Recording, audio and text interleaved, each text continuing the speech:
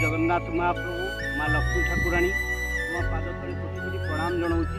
चाषी छुआ आज प्रथम कि धान काटार जो अनुकूल कर पद्धति धूप दीप नैवेद्य दे महाप्रभु निकट में आम प्रार्थना करूँ।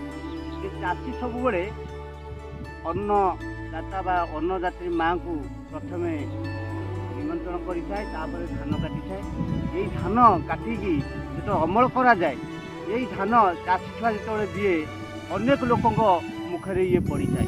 तेणुक चषा लक्षे जीव पोषा कर तेणु आपण मैंने जदि किसी करूँ अन्य मानक किसी करूँ। धन्यवाद देवी माँ लक्ष्मी ठाकुराणी माँ ठाकुराणी की प्रार्थना करुँची।